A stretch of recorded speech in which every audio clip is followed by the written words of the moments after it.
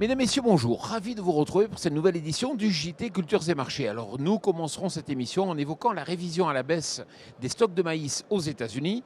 Nous parlerons ensuite des fortes pluies en Australie, pour le moins inquiétantes, à quelques semaines des récoltes, avant de focaliser sur le dynamisme de la demande mondiale de blé. Enfin, nous terminerons cette émission par l'évaluation à la hausse des stocks américains de soja. La semaine dernière, l'USDA a publié son rapport sur les stocks trimestriels au 1er septembre qui constitue le stock final de maïs pour la campagne 2021-2022. Celui-ci, estimé à 34,98 millions de tonnes, est en forte baisse par rapport à la dernière estimation de 38,7 millions de tonnes. Cela va animer les cours du maïs qui reviennent déjà tester la zone des 340 € par tonne sur l'échéance novembre d'Euronext, soit une première depuis 4 mois. En Australie, les conditions de développement des cultures ont été optimales depuis les semis, laissant présager de bons niveaux de production. Mais attention, les pluies incessantes depuis plusieurs semaines commencent à inquiéter, d'autant plus que de fortes précipitations sont encore annoncées pour les prochains jours.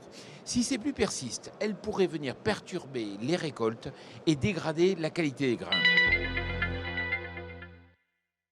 L'escalade des tensions en région mer Noire, mais aussi les inquiétudes climatiques à travers le monde, ont permis au cours du blé de s'apprécier de 30 € par tonne en seulement 2 semaines, pour revenir tester la zone des 350 € par tonne sur l'échéance décembre d'Euronext. Malgré cette hausse, la demande mondiale reste toujours présente à l'image des nouveaux appels d'offres de l'Algérie et de la Tunisie. Rappelons toutefois que le blé français n'est toujours pas compétitif par rapport aux origines russes ou ukrainiennes. 7,48 millions de tonnes, c'est l'estimation au 1er septembre des stocks américains de soja selon l'USDA.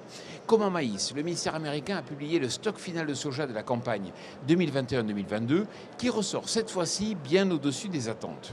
La révision à la hausse de la récolte 2021, l'annulation des ventes à l'export en fin de campagne et la diminution de la trituration américaine ont entraîné cette hausse sur les stocks de soja, tandis que les cours du soja à Chicago ont atteint un plus bas depuis 2 mois. Voilà, le JT Culture et Marché, c'est terminé. Je vous souhaite bien sûr une excellente semaine.